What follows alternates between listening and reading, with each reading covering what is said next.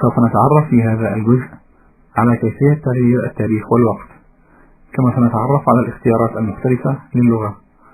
ولتغيير التاريخ والوقت نضغط ضغطا مزدوجا على الساعة الموجودة بالجزء Notification Area، أو نقوم بفتح لوحة التحكم Control Panel، ثم نضغط على الارتباط Date, Time, Language and Regional Options، ونختار Date and Time. سيتم فتح المربع الحواري Date and Time Properties، ومن الجزء Date يمكننا ضبط التاريخ، فمن هذه القائمة نقوم باختيار الشهر، ومن هذه الخانة نقوم بتحديد السنة، وذلك بإدخال السنة مباشرة داخل هذه الخانة، أو عن طريق استخدام هذه المفاتيح. ومن هذا الجدول نقوم بتحديد اليوم. ومن الجزء Time يمكن ضبط الوقت، وذلك بإدخال الوقت مباشرة داخل هذه الخانة، أو عن طريق استخدام هذه المفاتيح. وفي الجزء السفلي من هذا المربع الحواري يتم عرض الموقع الجغرافي المستخدم لضبط الوقت. ومن اللوحة Time Zone يمكننا تغيير الموقع الجغرافي المستخدم لضبط الوقت، وذلك عن طريق اختيار الموقع الجغرافي الذي نريده من هذه القائمة. ومن لوحة المتغيرات Internet Time يمكن ضبط الساعة الخاصة بالحاسب من خلال شبكة الإنترنت، وذلك عن طريق اختيار جهاز الخادم سيرفر الذي نريد ضبط الوقت من خلاله من هذه القائمة. وباختيار Automatically Synchronized with an Internet Time Server يتم ضبط ساعة الحاسب لتتزامن مع ساعة جهاز الخادم الموجود على شبكة الإنترنت، والذي قمنا بتحديده من هذه القائمة بصورة تلقائية، وتتم هذه العملية مرة كل أسبوع، وذلك إذا كان جهاز الحاسب متصلا بشبكة الإنترنت بصورة دائمة. كما يمكننا ضبط التوقيت مع توقيت جهاز الخادم بصورة يدوية عن طريق الضغط على المفتاح Update Now. ولحفظ الإعدادات والخروج من المربع الحواري نضغط على المفتاح OK، وبالضغط على الارتباط Regional and Language Options يتم فتح المربع الحواري Regional and Language Options.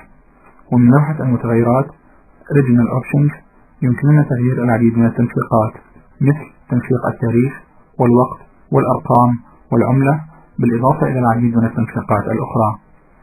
ففي الجزء Sample يتم عرض تنسيق الأرقام والعملة والوقت والتاريخ، ويختلف هذا التنسيق حسب الدولة المختارة من هذه القائمة، حيث أن لكل دولة التنسيقات الافتراضية الخاصة بها.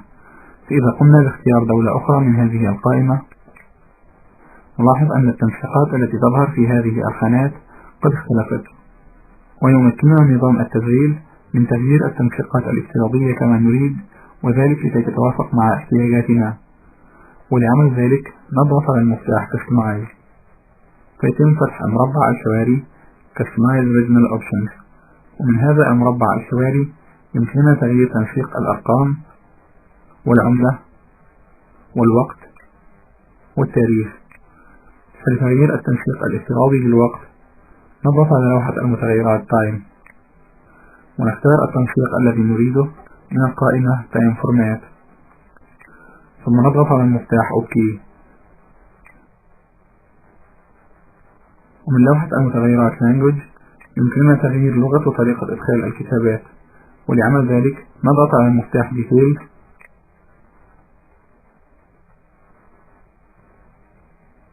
ومن الجزء Default Input Language نقوم بتحديد اللغة الافتراضية لإدخال الكتابات التي يتم استخدامها عند بداية تشغيل نظام التشغيل من هذه القائمة. ومن الجزء Install Services يمكننا إضافة لغة إدخال Input Language أخرى، وذلك بالضغط على المفتاح Add، فيتم فتح المربع الحواري Add Input Language، فنقوم باختيار لغة الإدخال التي نريد إضافتها من القائمة Input Language، ثم نضغط OK، فيتم إضافة لغة الإدخال التي قمنا باختيارها داخل هذا الجزء. ويمكننا حذف أي من لغات الإدخال الموجودة داخل هذا الجزء باختيارها، ثم الضغط على المفتاح Remove. وفي حالة إضافة أكثر من لغة إدخال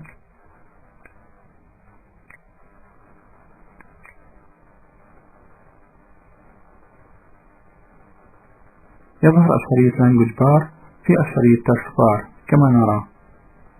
وبالضغط على الرمز الخاص بلغة الإدخال الافتراضية تظهر قائمة تمكننا من اختيار لغة الإدخال التي نريد استخدامها.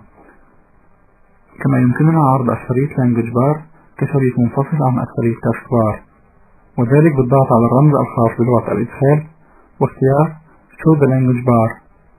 سيتم عرض الشريط داخل شريط منفصل، ويمكننا تحريك هذا الشريط إلى أي موضع على سطح المكتب. ويمكننا التنقل بين لغات الإدخال المختلفة باستخدام لوحة المفاتيح بدلا من اختيار لغة الإدخال من الشريط Language Bar. ويمكننا نظام التشغيل من تعيين المفاتيح التي يتم استخدامها للتنقل بين لغات إدخال الكتابات. ولعمل ذلك نضغط على المفتاح في Settings من الجزء Preferences، ومن الجزء Hotkeys for Input Language يمكن تحديد المفاتيح التي تستخدم للتنقل بين لغات الإدخال. وفي الوضع الافتراضي فإن المفاتيح Left Alt و Shift تستخدم للتنقل بين لغات الإدخال المختلفة.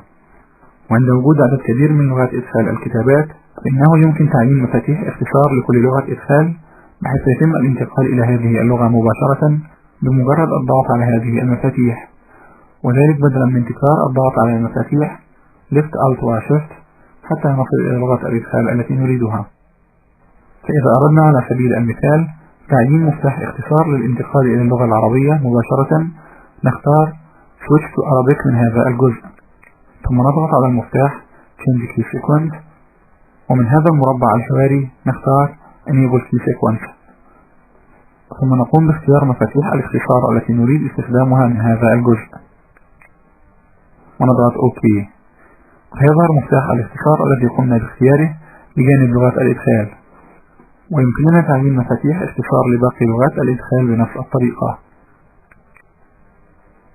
وفي الجزء Supplemental Language Support يظهر اختيارين، وباختيار Install File for Complex Script and Write to Left Language يتم تحميل الملفات الخاصة بتحميل بعض اللغات مثل اللغة العربية، وباختيار Install File for East Asian Language يتم تحميل ملفات اللغة الصينية واليابانية والكورية. ومن لوحة المتغيرات Advanced Tab يمكننا اختيار تطبيق التعديلات التي قمنا بإجرائها داخل هذا المربع الحواري على المستخدم الحالي وجميع المستخدمين الجدد الذي سيتم إنشاؤهم داخل نظام التشغيل. ويتم ذلك بتشغيل الاختيار Apply or Settings to the current user account and the default user profile. ولحفظ الإعدادات والخروج من المربع الحواري نضغط على المفتاح OK.